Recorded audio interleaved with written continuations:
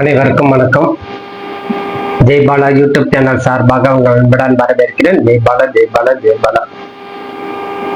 சர்வமங்கலம் மாங்கல்யே சிவே சர்வார்த்த சாதகே சரண்யே திரம்பகே கௌரி நாராயணி நமஸ்தே. ஏகதந்தாய விக்னனே வக்கரதந்தாய திமிகே தன்னோ தண்டித்துறை மகாகம்பதி அனுகிரதால் பாலத்த பிரசிட திருவருளால் முருக பெருமான் ஆசை கொண்டு 5/4/2026 முதல் 11/4/2027 வரை பங்குனி மாதம் 22 முதல் பங்குனி மாதம் 28ஆம் தேதி வரை மேசராசிக்கு உண்டான பலம். அன்பார்ந்த மேசராசி அன்பர்களே, மேசராசிக்கு இன்றைய நாள், இன்றைய வாரம் மிகவும் சிறப்பு வாய்ந்த வாரம். முதல்ல இந்த வாரத்துக்கு உண்டான கிரக நிலவரம். உங்க ராசியில சுக்கிர பகவான் அருளாட்சி, மிதுனத்தில் குரு பகவான், சிம்மத்தில் கேது, துலாத்தில் சந்திர பகவான், கும்பத்தில் ராகு புத பகவான், மீனத்தில் சூரியன் சனி செவ்வாய். ஆகவே இந்த கிரகத்தின் நிலவரம். இந்த வாரம் உங்களுக்கு ஞாயிற்றுக்கிழமை மாலை 5:02 முதல் புதன்கிழமை அதிகாலை 4:44 வரை உங்களுக்கு சந்திராஷ்டமம். ஆகவே ஞாயிறு மாலை, திங்கள், செவ்வாய் முழுவதுமாக உள்ளது. புதன்கிழமை அதிகாலை முடிகிற புதன்கிழமை நம்மளுக்கு பெருசாயுதல், புதன்கிழமை நிறைவு. இந்த வாரம் உங்களுக்கு அஷ்டமஸ்தானத்தில் சந்திர பகவான் பயணம் மேற்கொள்ளும் போது சற்று நிதானத்தோடு இருந்து செயலாற்ற வேண்டும். சந்திராஷ்டமம் காலம் மட்டுமே. மற்ற நேரம்லாம் உங்களுக்கு ரொம்ப அருமையான காலம். உங்களுடைய சந்தர்ப்பம், சூழ்நிலை யாராவது பயன்படுத்தி கொள்கிறார்களாங்கிறதை நீங்க கொஞ்சம் கவனமாக பார்த்து கொள்ள வேண்டும். நீங்கள் கொஞ்சம் அசந்தாலே போதும், உங்கள் உடைமைகளை ஜாக்கிரதையா வைத்துக் கொள்ளணும்னு சொல்லுவோம். அதனால நம்மளுக்கு பழிசல் வராம பார்த்துக்கணும். கேது பகவான் உங்களுக்கு 5ஆம் இடத்துல இருந்தாலும் சுக்கிர பகவான் உங்களுக்கு சொந்த வீட்டுல இருக்கிறதா உங்க ராசிநாதன் 12ஆம் இடத்துல இருக்கிறது கொஞ்சம் உடல் ரீதி ஜாக்கிரதையா வைத்துக் கொள்ள வேண்டும்.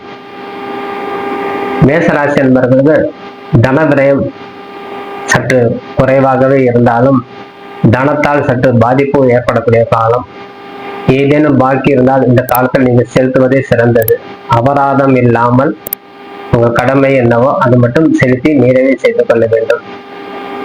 அதிகமான பனிஷ்மெண்ட் வராமல் பார்த்து கொள்ள வேண்டிய காலம். செவ்வாய் பகவான் உங்களுக்கு உறுதுணையாக இருந்தாலும் 12ஆம் இடத்துல உங்களுக்கு ராசிக்கு இருப்பதால் கவன திசை திறக்கக்கூடிய தன்மை உருவாகும். நிதானமாக எதுவும் செயலாடும். 5ஆம் அதிபதி 12ஆம் இடத்துல இருக்கும்போது பூர்வ புண்ணிய ஸ்தானம் பலம் இழக்கிறார் சூரிய பகவான்.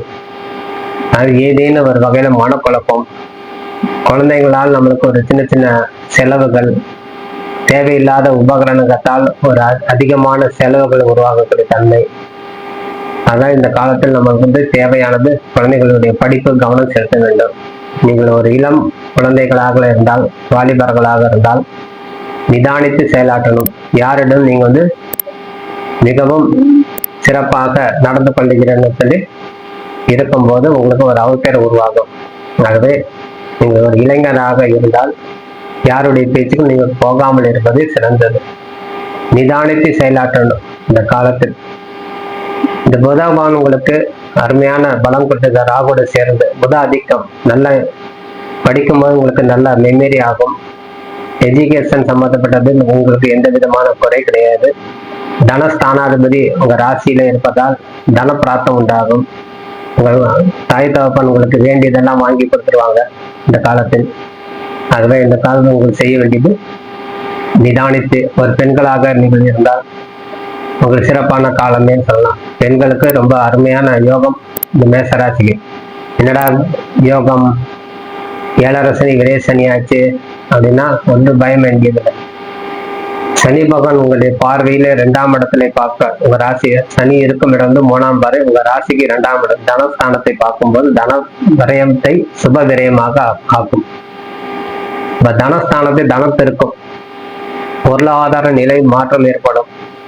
இருப்பினும் சுப விரயத்துக்கு நம்ம வீட்டுல ஒரு குழந்தை இருக்குன்னா திருமணத்துக்கு, படிக்கிற குழந்தை ஃபீஸ் கட்டுறது, அது மாதிரி அல்லது எதிர்காலத்துக்காண்டிய ஒரு சேவிங் ஏற்பாடு செய்து கொள்வது, இத்தனைக்கும் உங்களுக்கு ஒரு புது முயற்சிகளில் ஈடுபடக்கூடிய தன்மை, புதிய முதலீடு செய்யக்கூடிய தன்மை, புதிய இடங்கள் வாங்கக்கூடிய தன்மை, வண்டி வாகனம் வாங்கலாம், நீண்ட தூர பயணம் மேற்கொள்ளலாம் அப்படிங்கிறதெல்லாம் உங்களுக்கு ஏற்படக்கூடிய தன்மை. இந்த காலத்தில் நம்மளுக்கு வந்து குழந்தைகளுக்கு ஒரு நல்ல மகிழ்ச்சி ஏற்படணும்னு குழந்தைகளுக்காண்டியே நீங்க வந்து தனவிரயத்தை உங்க காலம் ஏற்படும். அதை சுப விரயமாகவே எடுத்துக்கொள்ள வேண்டும். அதே அளவு உங்களுக்கு தனம் உண்டு, பணம் வந்து உங்களுக்கு கைமேல் பழக்கம் உண்டாகும். ஆகவே உடல் ரீதி சற்று கவனம் செலுத்த வேண்டும். 6ஆம் அதிபதி சொல்லக்கூடிய கிரகம் புதவான் ராகுவோடு சேர்ந்தப்போ கொஞ்சம் பிணி கொடுக்கக்கூடிய தன்மை கொடுக்கும். இந்த வாரத்தை உங்கள் செவ்வாய் பகவான் உங்களுக்கு 12ஆம் இடத்துல இருந்தால், புதன் வந்து விரைஸ்தானத்துல மறுபடியும் செவ்வாய்க்கிழமை பகல் 12:10 புத பகவான் கும்பராசியிலிருந்து மீன ராசியில் வருவார். ஆகவே உங்களுக்கு கல்வி ஞானம் அதிகமாக உருவாகும். தேவையில்லாத படப்படப்பெல்லாம் நிவர்த்தி காணக்கூடிய தன்மை. இருப்பினும் குழப்பம் மட்டும் நீடித்துக்கிட்டே இருக்கும். நீங்க இந்த வாரம் இந்த மாதம் முழுவதுமே நீங்கள் எடுத்துக்கொண்டாலே எந்த விதமான புதிய முடிவுகள் எடுத்துக்கொள்ளாமல் இருப்பதே சிறந்தது. இருக்க வேண்டிய வேலை நம்ம சிவனே செய்து வந்தாலே போதும் அப்படிங்கிற மனப்பக்குவத்தை உங்களுக்கு நீங்க வர வைத்துக் கொள்ள வேண்டும். தனராசி விரயராசி அப்படின்னு நம்ம எடுத்துக்கணும். தனராசி அப்படின்னாலே சுக்கிரன் 2ஆம் அதிபதி, விரயராசி மீனம் குரு பகவானுடைய அனுகிரகம் உங்களுக்கு குறைவாகவே உள்ளது. அது இருப்பினும் குரு பகவான் உங்க ராசிக்கு 7ஆம் பார்வை பார்ப்பதால் திருமணத்துக்கு உண்டான ஏற்பாடுகள் மிகவும் சிறப்பாக நடக்கும். பொருளாதாரம் நோக்கி செல்லக்கூடிய அன்பர்களுக்கு நல்ல பொருளாதாரம் ஏற்படும். இதில் எந்த விதமான தடை தாமதம் இல்லாமல் நடக்கக்கூடிய தன்மை. ஆகவே இந்த மீன ராசியில இருக்கக்கூடிய சனி பகவானால் உங்களுக்கு எந்த விதமான பாதிப்பு வராது. அதனால் மிக தைரியமாக இருந்து செயலாற்ற வேண்டிய கடமை விடைபெறுகிறேன். நன்றி, வணக்கம். ஜெயபாலா வாழ்க வளமுடன்.